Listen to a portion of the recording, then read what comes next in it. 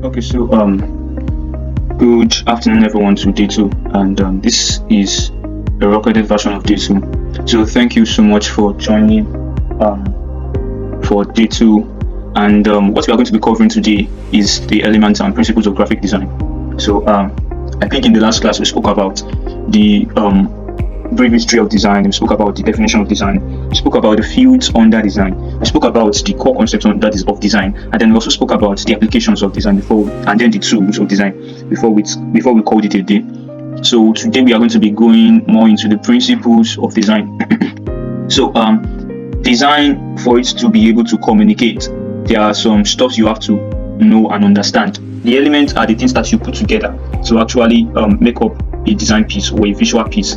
Now, the principles are the ways you put them together to actually be able to communicate the idea well. And when you get to check these things, you see that they are actually true. That when you see a design piece and then the principles are applied as it should, it's going to have a feeling and then a communication. It's going to spring up a communication and also a response, right? Even right from bad designs, even onto designs that are carefully created and nicely communicating, you'd see that it works, right? So now, without further ado, by the way, this is the Crealyst speaking to you. So without further ado, let's go straight into the elements of design. So the things that we put together. So the first of it is line. Second, we have typography or font. We have imagery, we have color, we have shapes and form, we have space. Then let's go on to lines. So what are lines? Lines are the most basic visual element. They are the most basic visual element in a design piece. And then one of the things that they do is that they provide structure, direction, emphasis, and then expression. So you can use lines to actually achieve direction. Mostly, I think you know that you can actually do it with the arrowhead. That's the most conventional way. Or you find another way, arranging multiple lines in a way where it's going to show direction, right? So you can use it for emphasis, you can use it for structure, you can use it for expression. So you can use lines for expression. Now let's go on to the first page of this particular free class. You would see that I used line. So all of these are lines. This is a line. So majorly in this place is used majorly for expression, something playful, so something creative, so just putting things together, and that's what this particular one is communicating. So line is simply a mark that connects 2 points, but in design it becomes a tool for communication. Majorly you would see that line connects 2 points. That's the normal definition that we have. We even know the types. I'm sure everyone actually did basic tech in junior secondary school, where we learned about lines and all the types of lines. We have straight lines, zigzag lines, curvy lines, wavy lines, on and on like that. So we can begin to describe them. So if you decide to actually use one in your design, it must be very purposeful. And for instance, if you are designing a back to school, and then the back to school is not for adults, it's for children, you might decide to want to use lines and just do a little scribble just to make it look good, and also know that we are communicating to children. On the other hand, when you want to design a back to school flyer for a university, you would sure not use that. You can probably use something interactive. You can go on to design a visual design for them. So that is that about that. So the next is typography. So typography is not just about choosing fonts, it's about crafting how words communicate visually. It's not just about choosing fonts, it's about crafting how words communicate visually, right? So you trying to choose a font and also arrange it in a way where it's going to really communicate. And sometimes we don't just do it just to arrange it, just to communicate. We do it for aesthetics also. So we find every way to achieve aesthetics, to achieve communication, and also the right fonts. The right fonts affect the right feeling, the right tone. So that's one of the things that we are trying to achieve, right? So the fact that we are choosing the right font for the right tone and the right expression, we are crafting it well, both to communicate and also to be visually beautiful, right? So a designer who understands typography can make a design speak clearly. So if you understand your typography, you would have no issues with trying to express in your design. You'll be able to use everything well. Majorly, as typography or font is another element you add to your design. It is, I spoke about the fact that elements are the things you add to your design, and principles are how you add it to actually speak well. So if you are able to use the right typography and also use the right principle, it's very sure that you would actually get a very nice design, right? So that's what this space is talking about. So typography involves selecting and arranging typeface. I've said before, So these are the things that we work with. We work with the typeface, how it looks. We work with the font size, so whether it's big or small. We work with spacing, the spaces between each lines, each letters, right? And then we work with alignment, how you align each text with another. So if you use a particular principle and you don't know your alignment, you don't know how to align it with another, honestly, it's going to still fuck up the design, right? It's not going to both be aesthetically pleasing, and in fact the message would be illy communicated, and it will not be communicated well, because even the visual itself is not looking good. So if you are trying to use that to communicate a message, you should know that your message will not hit well, right? So that's that about. So and colors to achieve both clarity and expression. Majorly, what we want to achieve is clarity and expression, like I've said before. So let's just go on to the next. So the components of typography, we have the typeface. That's the overall design of the letter. So how the face of the type look, how the face of the font look. As a vertical, you can see how it looks. This is the italic type of it. This is also this time New Roman. This is italic type of it actually. Or maybe I should just make them their normal. Yeah. So these are your vertical looks. These are vertical bold. These are time New Roman looks, and this is their bold version. If we close out the bold also, we can see how a vertical looks on a normal state, and then we can see how time New Roman looks, right? And then the font size and the width. I think we have spoken about that even here. So we work with the typeface, how the face looks, and then the font size and the width. You can see that this thing has a serif here, actually. So we are going to even get to know about all of those two. Let's go on. So we have font size and width of a typeface. That's this vertical, and then the width is bold.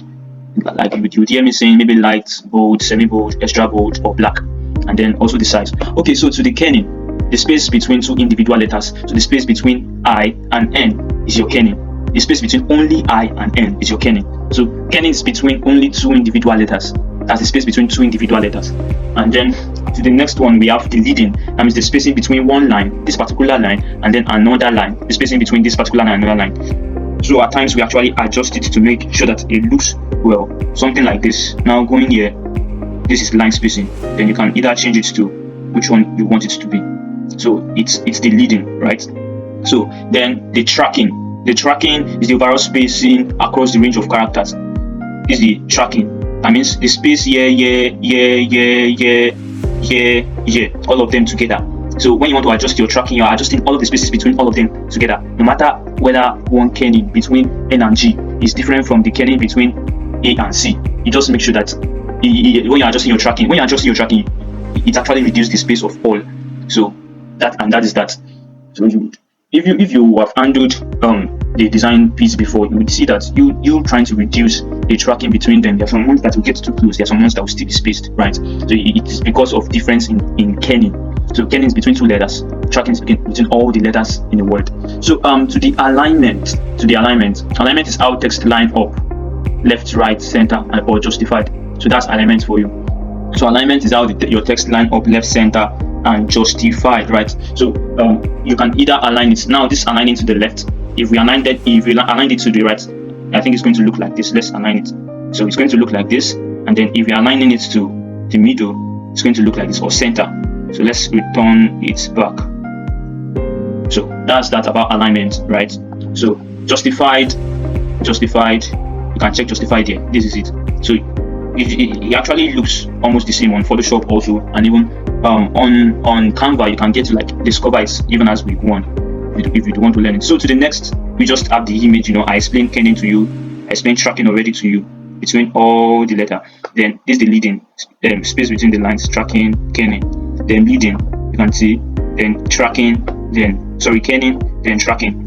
Some didn't do it well, but I think we understand already. Okay, so to the anatomy of a typeface. So we have the cap, we have the height. This is the height, this is the X height, this is the letter spacing, right? So the letter spacing should be the kerning. So they are just trying to fit between one another. So assuming they picked every single one and then labeled it out, that means it's actually the tracking. But between one and another is the kerning. So it's just nice for you to like know all of these things because of professionality, so that you will not work for a brand and they'll be asking you kerning. Maybe perhaps they work with other people that use those terms, and then they are now trying to engage you on it, and then you are like, I don't know. So you shouldn't be actually. So this is the stem, this is the stroke, this is the ascender. So you see, all of these things are actually given for free here, so that you can actually build on it. And you can build on it just make sure that you build on it, and you can build on it with me here too. So to go on, we have fonts and their usage. Majorly, let's go on to check fonts and their usage. So we have Helvetica. So Helvetica is a corporate branding font. It's used for clean, minimal post. All these posts that you if I don't know, there's no other place. Okay, I think when we are going on highways, there are some kind of posters that they used to hang on the separator in between the road.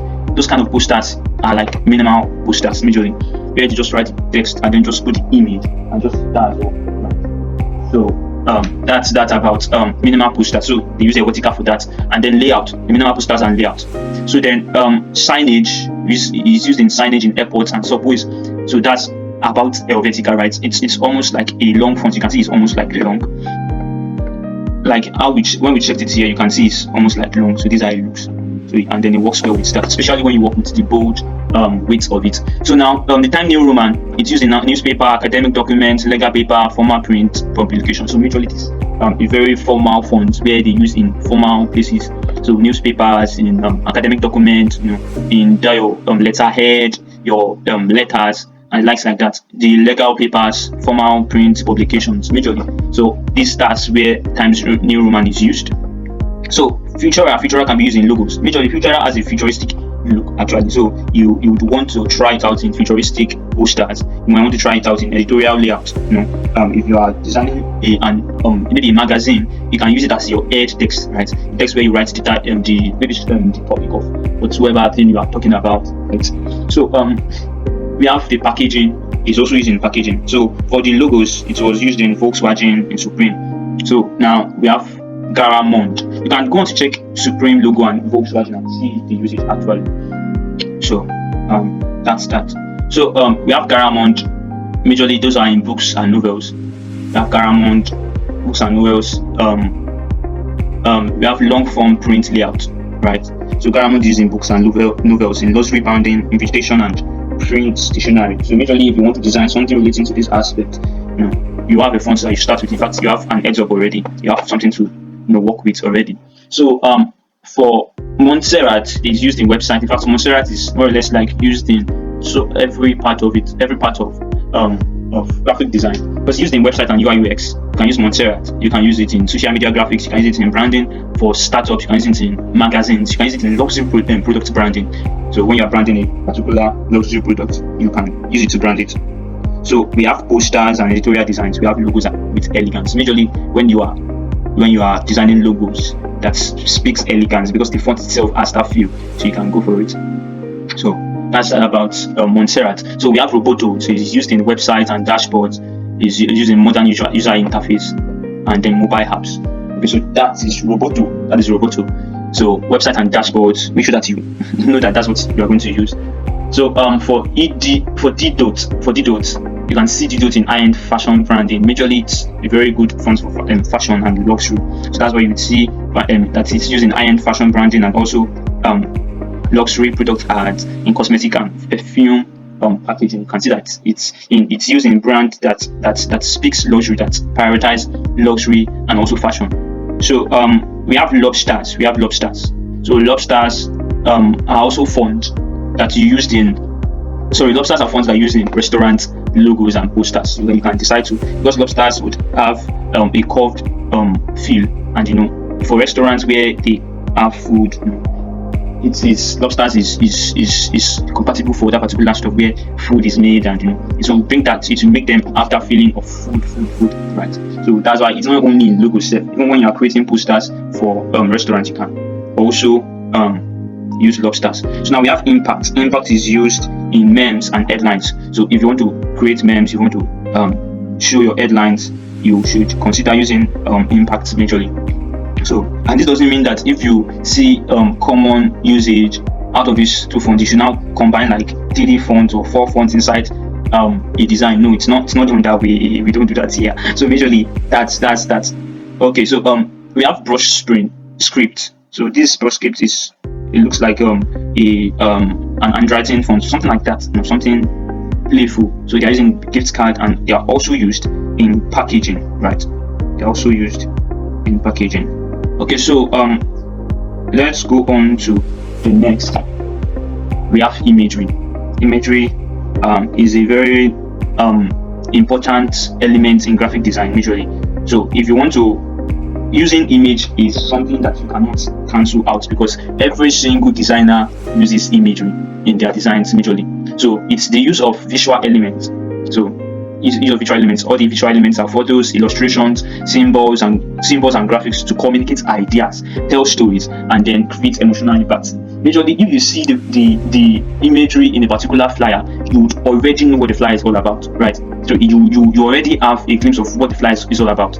When we are done with this element, we would get to see flyers where we would actually analyze using the principles of design. But I want you to just make sure that you are remembering the things that we spoke about, the elements themselves. Some flyers use so much of images, some flyers use so much of lines, some flyers use so much of typography. You see so much of font and then less pictures. It's depending on the mind of the designer himself. So majorly that's how it works. So this is one of the strongest tools. I think I've said that before, that that every designer used to capture attention. So we are going to talk about the imageries, or the images that we have. We have photographs. So these are realistic visuals. Photographs are realistic visuals. You can see that this particular photograph is real. So majorly, I decided to use just one. This kind to also communicate to us. And even as we go on, we might actually have to refer to this. So keep your heads up. We have illustrations. Illustrations, they are drawn or digital art. So you can see illustrations here. So these are the drawings, or you can see that it's actually, this one is more of like a digital art, because you can see the use of circles and what do we call it now? Regular curves. You can see how the curves are smooth. So it's actually a system drawn stuff. So just for it to look good. Usually they might not look so realistic, at least they just use them. You can see some illustrations that actually, where you see the leg or the body is big and then the head is small. So it's not to achieve a proper proportion of the human body, but it's just to show that this is illustrating a human. So then using solid colors, not the normal stuff. Okay, so we have icons and symbols. These are icons and symbols. These are icons. Yeah, so these are icon for microphone, icon for share. We know them all now. So these are icons relating to designs. Symbol icons. These are tools relating to designs majorly. So when you see this one anywhere, you know that it's sent. So majorly, as UI UX designers, as a UI UX designer, you actually use a lot of this. WhatsApp has this. WhatsApp has this. Has a good number. This of this. What else? I think this. So you can see that anywhere you see this one now in an app, you would more likely think it's for AI. So maybe it's an AI tool, right? So I think I'm not alone. So when you see this, it's actually for microphone. So there are some tools here that are actually in Photoshop. Okay, so to the next, we have graphics and shapes. So they can be abstract or decorative visuals. So we have graphics and shapes. We have graphics and shapes here. So these are shapes and graphics.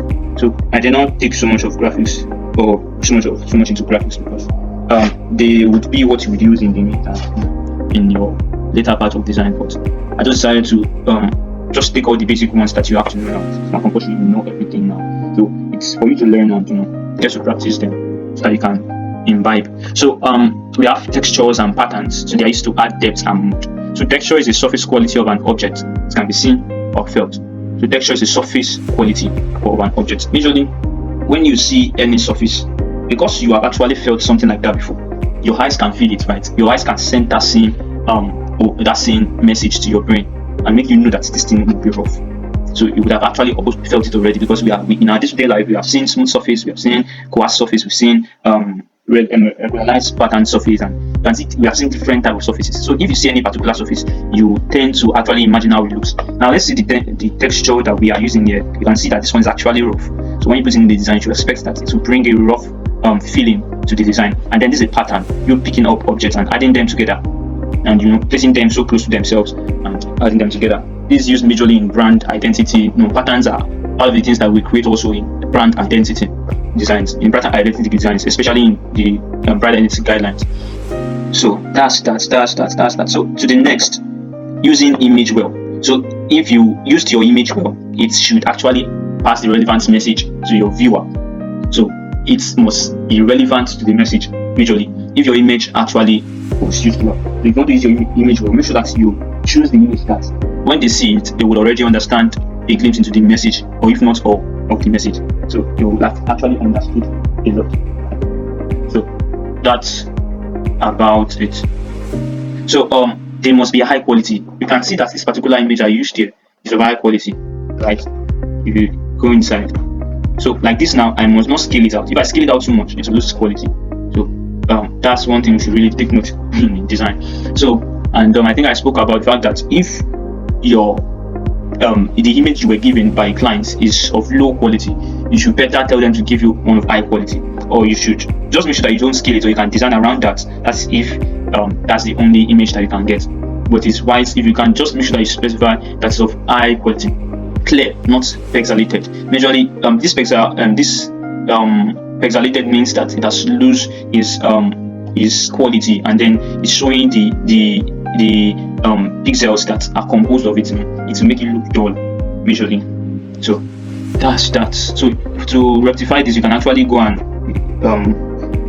upload it on any image scaler. Adobe has an image scaler. You can upload it there and just upscale, and it means that you would have to pay for it. Just make sure that you are collecting the good money for the job itself.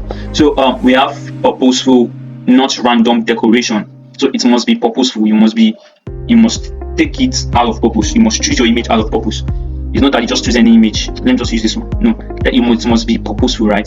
So it must be aesthetically consistent with the brand or style. So you cannot go and choose, okay, the fact that a particular 3D object is very nice, you should now say you want to put it in your design. No. We have made that mistake before, but it's just for you not to make it. You should not say, okay, because it's fine, you want to put it in your design, then it doesn't even relate to the design anyway. You can actually keep it for later and then use it in other instances. But using it at that point where it's not even communicating the right message is actually wrong. So another thing is that is well composed. The image must be well. If you are using more than one image, it must be well composed.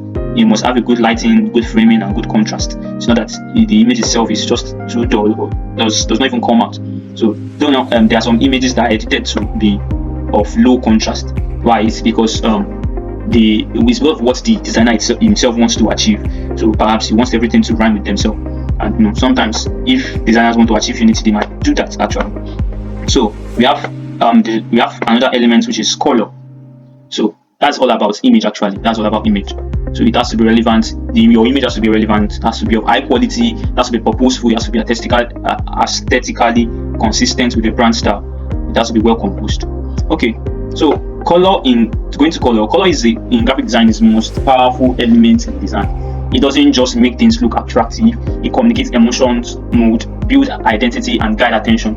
So if you will have noticed that when I placed our focus on this particular slide, something caught your attention, and that was the red. So the red itself just came out by itself, and then you went straight to it, perhaps. So the red, it just highlighted it out now to be different from other parts. It has more contrast now. So it's more contrast comparing it to the other part. So designers use color to strategically influence how people feel and respond to the message. Now, this particular color is shouting to you, right? I know it will be shouting visually, because it's something different, and the other colors, even this black, is of a low saturation. Is of a low saturation, and I think the other stuffs are of low, and then you can see this one.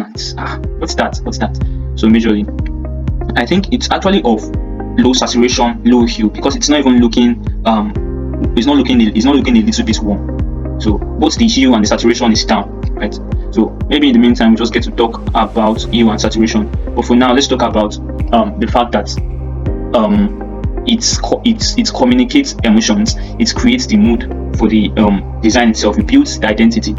So you can see there are companies that actually use a particular brand color and they use it continuously because that's their identity actually. So if you see any yellow, you would almost and then you maybe see it on your phone, you almost think maybe it's MTN that's trying to reach out to you. Maybe you saw it on the website and it was looking like the logo MTN uses.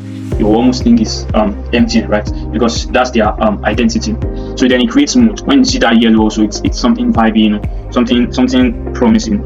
Majorly, you get to understand more about the color even as we move on. So it communicates emotion. Another thing about color is that it communicates the emotion, and that's all about here. Just go on to go more into colors. So we have different type of colors. We have the primary colors, we have secondary colors, we have the tertiary colors, we have So the primary colors are red, blue, yellow. So the secondary colors are combining two of these ones and then getting this. So when you combine red and yellow, you get orange. When you combine red and blue, you get purple. When you combine blue and yellow, you get green, right? I think that's a combination of primary colors. Primary folks, please remind us. So you can actually check it actually. So they're actually combinations of primary colors, that's secondary colors. So then tertiary colors are the mix of primary color and secondary color. So you can actually mix this and this, you can mix this and this, mix this green and yellow, like that, and then you get your tertiary colors. Gets all those different type of colors. So we have warm colors. We are classifying them onto how they are found, and here it's their tone. It's their tone that we are using to classify them majorly. So this is how they are made. So majorly, and then this is the tone. So we have warm colors. They are red, orange, yellow. You can see that's the range. They look warm, something relating to fire, So and then it symbolizes energy and then passion. It symbolizes energy and passion. You can see what MCN is trying to show, right? So we have cool colors. We have blue, green, purple. So they symbolize calm and trust. You being calm and trust. So we have neutral colors. They are black, white, gray, and peach. So they symbolize balance and simplicity. So if you see brands that has all of these things, you can actually come back to check and then get to understand. Okay, so now the next to look at is the color harmony. So these are how combinations work actually. So if you want to know how to combine your colors, just make sure you pay attention to this. So we have the monochromatic colors, and then they are one color and then other shades. The other colors that you will use are the shades and then the tints of that particular color. Whether you increase the saturation, whether you reduce the saturation or increase it, or reduce the hue or increase it. So you majorly would look colder. When you increase the hue, when you reduce the hue, it looks darker. Sorry. When you increase the hue, it brings out the color itself. But when you reduce the hue, when you reduce the saturation, it looks colder. When you increase the saturation, it looks warmer, right? So it will look like all those. Because the blue is associated to gold, or this green is associated to gold, so it will look more grayish. So maybe in the meantime, all of these things are more of practical actually. So you have to understand the theoretical aspect of this, and so that's it. So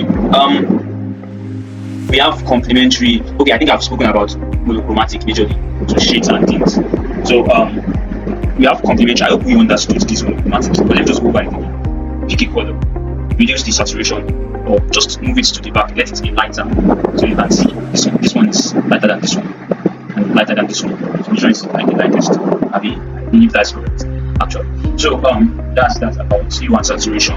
Then that's about monochromatic colors. So to the complementary colors, we have the one on the opposite side of the color wheel. So this is what we call color wheel. So we call color wheel. And then these are all the colors. These are these red colors. That's red, green, and blue. So this is the complementary colors. So the one on the opposite side of the color. So then we have analogous color. We have color next to each other. So the three color next to each other, that's analogous. So you can see that now. And then we have split complementary. So one and opposite two.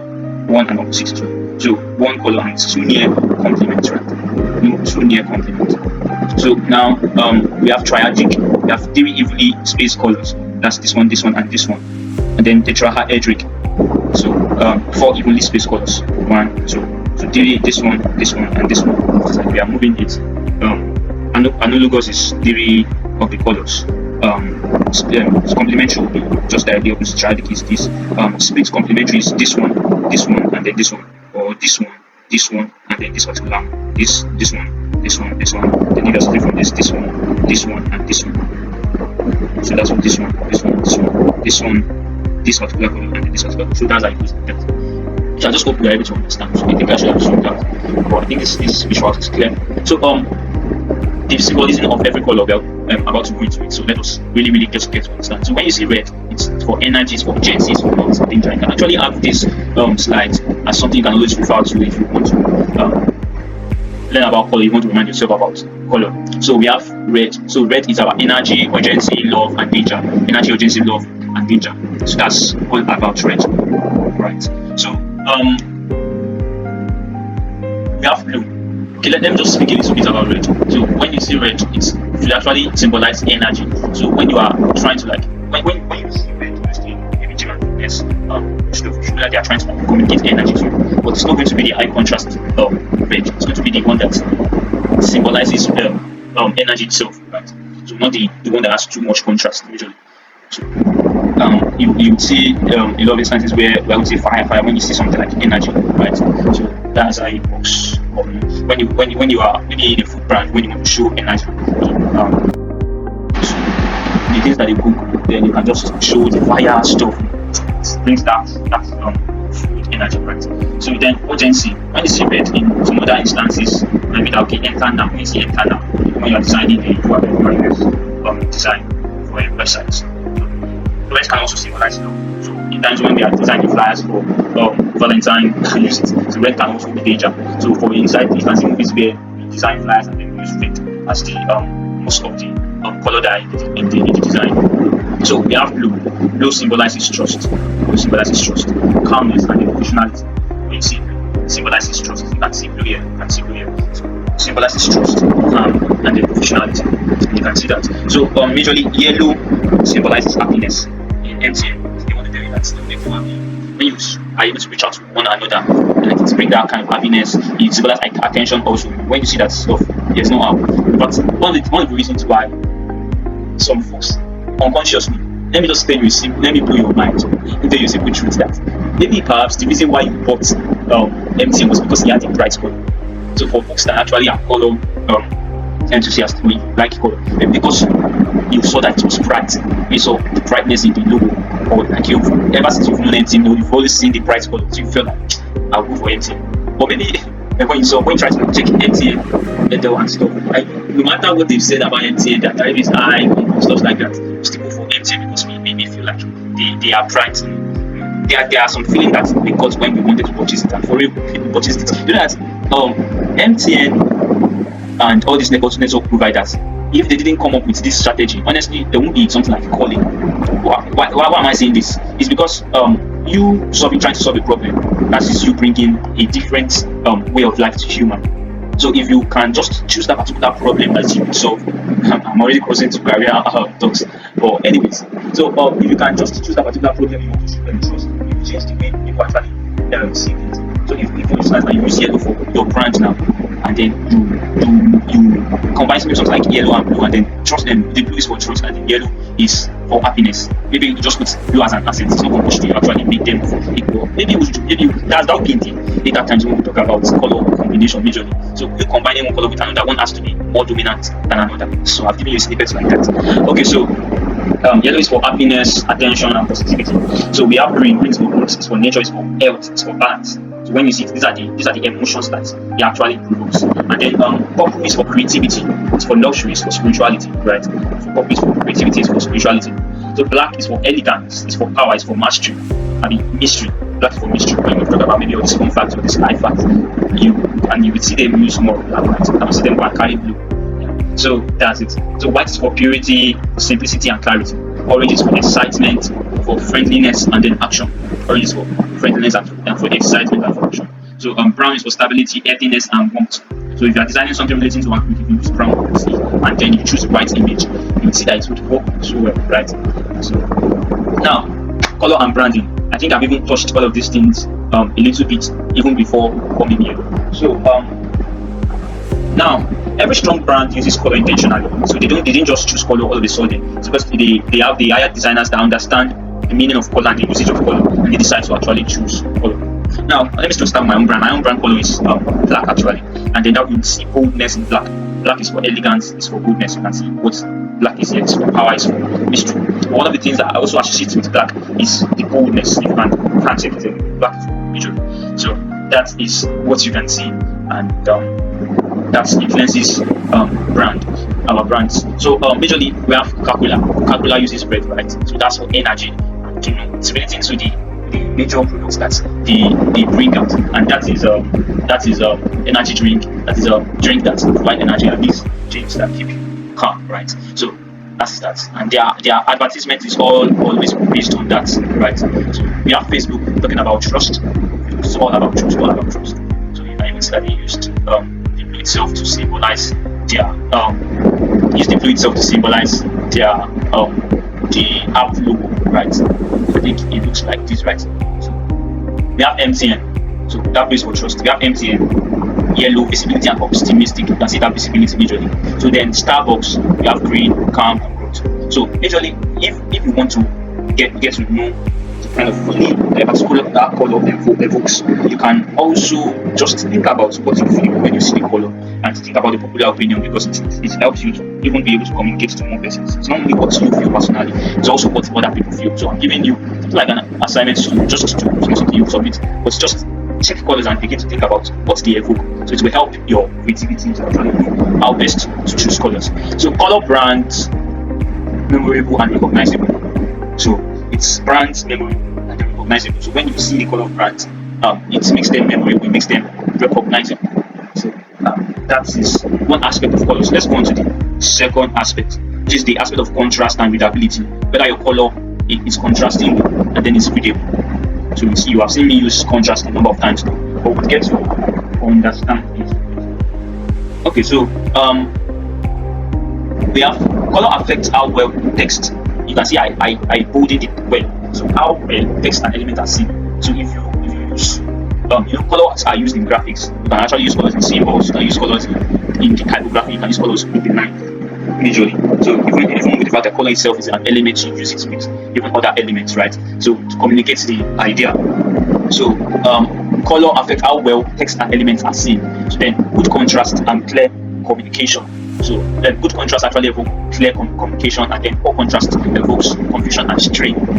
If the color in the particular graphics is has poor contrast, you would have problem identifying the message it's trying to pass across. So when you just have that strain, you try to like, okay, let me understand what someone saying. I have a number of designs for that, but I will not show it because they are actually designs of multiple people. But I want you to just notice them when you see the designs. The designs they don't look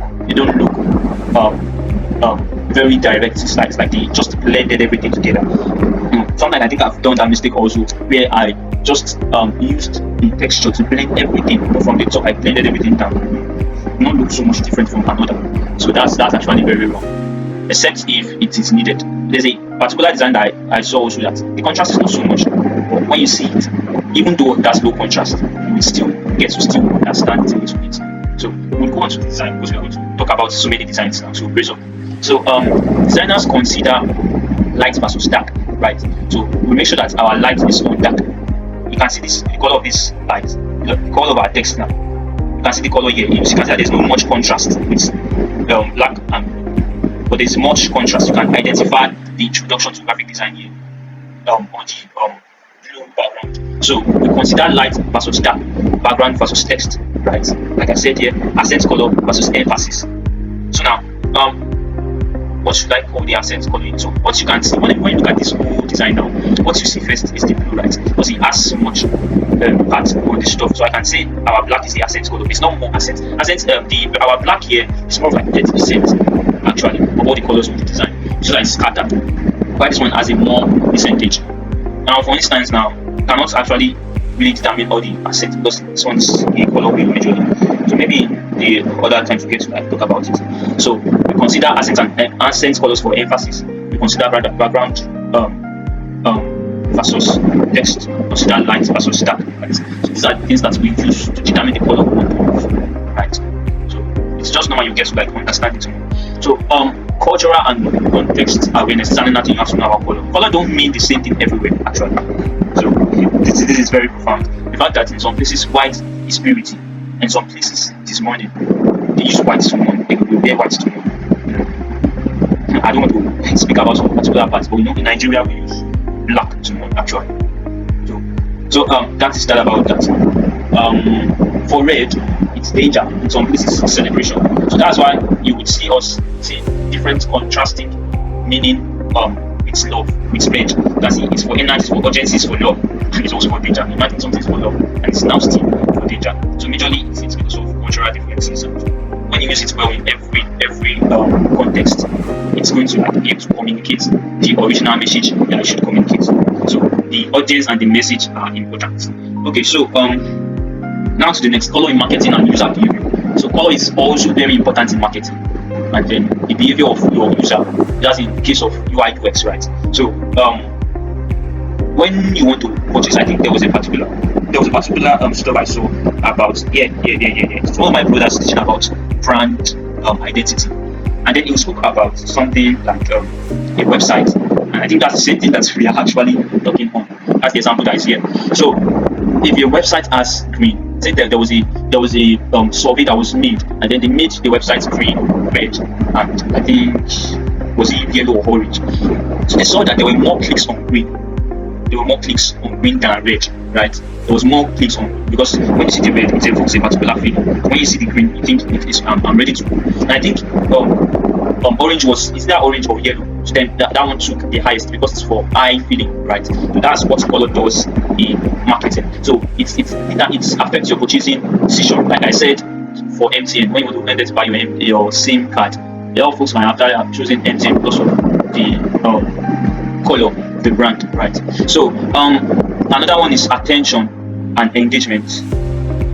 Attention and engagement. So when you want to in color in marketing, you should actually use colors to call attention, and then it helps in engagement also. Imagine if you were scrolling through a website and then the color for the body, the color for everything that was written on it was just like what's captioning red. I don't really like red. I don't really use red as my color. So if you see red and then it has that so much of caption, so much of contrast, and you're like, how was this? What's this? Sorry, I mentioned caption. I meant contrast. So it's not going to you will not feel like reading it actually. So when you just see it, you like, I beg, let me leave here, Jerry. But when you see the black and yellow, it's welcoming. But you know that black can also have a contrastive tone if you make it too deep.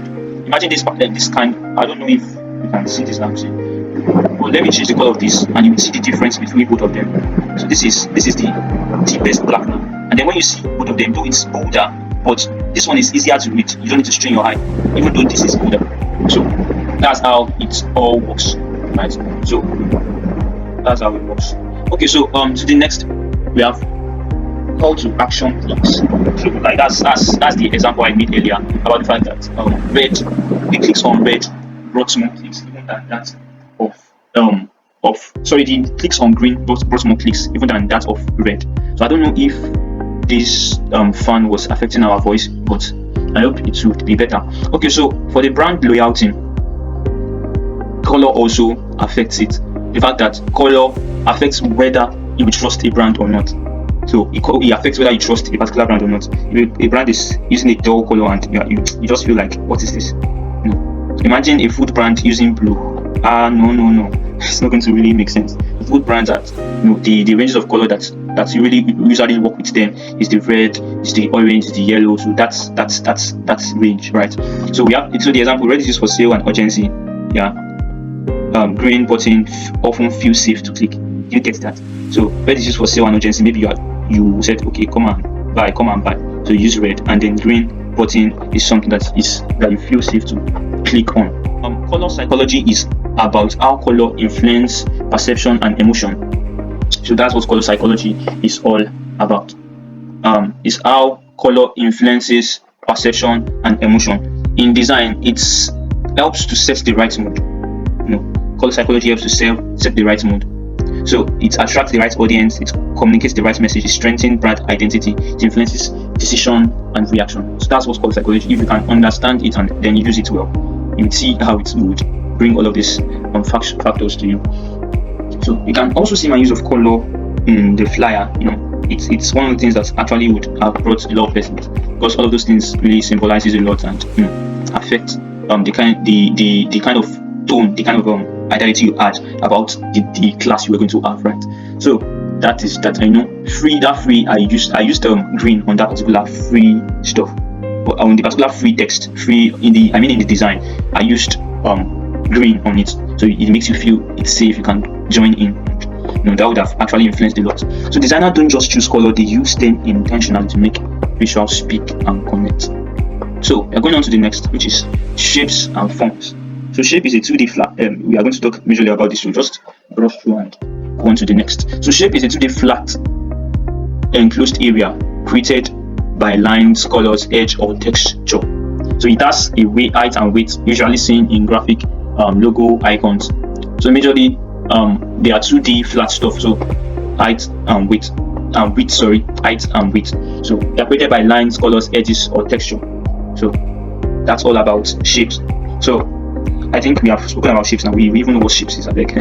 So form is a three-dimensional object. It means that's height, that's width, it has depth.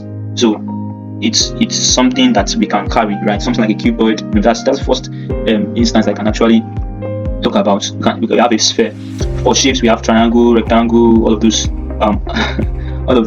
pentagons and the likes like that. So form is a DVD, and then it's more real. Actually, it's more real. Whether it's still four corner and then still smooth, it's more real. So it is seen in architecture, sculpture, 3D renderings, and the likes like that. So majorly these are another aspect of graphics itself. So that's form. Okay, so on to the next. Let's just check the visuals. This is form. You can see this is form. This is a 3D image actually. So we use 3Ds like this also in graphics. You must have seen designs where the handle was made in 3D and every other thing was also made in 3D. So that's how it comes. So these are shapes, oval, rectangle. So that's all about shapes. So now to space. This space is also a very important part of for some persons, they when they are teaching you, they say space is an element. For some persons, they also classify it as a principle in design, because it's both a principle to make sure that design looks good, and it's also an element that we had to design. So I can say both ideality are correct, both assumptions are actually correct. But for clarity, I put space only in elements, so you can get to just classify it under somewhere. But it's understandable when you can just also classify it under the principles, such that you are just putting breathing room. So the space between this particular space and this particular definition is also a space. That line spacing also is the breathing room. Imagine if this particular piece entered the space and then I choose the right font. It's not going to communicate. And imagine if everything just entered like that. So space is the breathing room in a design. So it ranges from this to also you bringing an image also inside. No, you cannot bring an image and you say you want to use it to indicate this space, and then you are not bringing it inside this place. No, it will cover the text itself. There has to be like a breathing space. Though there are some designs that you can actually put, but it is if it has an arm that can enter into this space and not still block the typography. So visually you can see that all of these things are practical ways of even designing. So if you understand all of these things, it will help you to really design well. So we have the positive space, the actual content, text, image, shape, and object. So that's positive space. And then we have negative space. So we have white space.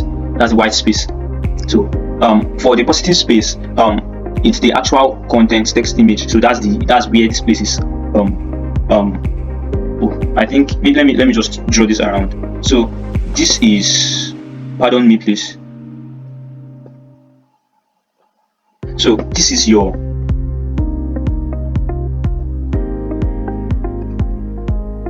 So I hope you are able to get me. So this is your positive space, and then this particular place is your negative space. I hope you get me. So this is your positive space, and this is your negative space, right? This is your negative space. This is your positive space. The positive space is the actual content, text, image, shape, and then objects. So then your negative space is the white space, the space in between the ones, the empty or unused spaces around your design element. So you can see it's designing not only text. This one is showing out that it's also text, image, shapes, and objects. So the spaces that they occupy. By the negative is the spaces they don't occupy, the spaces between them and another. So I hope I'm able to put it in words. So they are not always white. It's not compulsory they are actually white. They're just empty spaces. Sometimes they might just be the space between one and another, and they can be blue, they can be any color. So you can see that this is not white, but it's still a white space. Actually, still a white space. See, negative space. Okay, so to the next now. Why space matters. So is for clarity. So like I said before, it's for clarity, so that everything will not be overcrowded. So it's for focus, to direct your attention to the key elements now. If an element is so big here, and then there's a space between, and then there's a small element, you know that this one is big. So if you joined them together and there was no white space, we are not going to know which is which. So when you separate it, then we can actually focus on that particular bigger element and then get to read it or even understand it and then go to the next. So then it's also for hierarchy. So you can use space for hierarchy. So you guys have the viewer read and navigate, right? Like what I've said. Seems like all of the stuff actually are intertwined. So you can see that. So it also brings balance. So when space is there, it also brings balance. So then another thing is elegance and minimalism. So especially in modern designs, when you see, if you see the design for day one, it's actually we actually had so many space, and then there was a little commentary there. So it brings minimalism and then also brings elegance. So font is not only the stuff that brings or stimulates elegance, we also use space. Okay, so that will be all for day 2.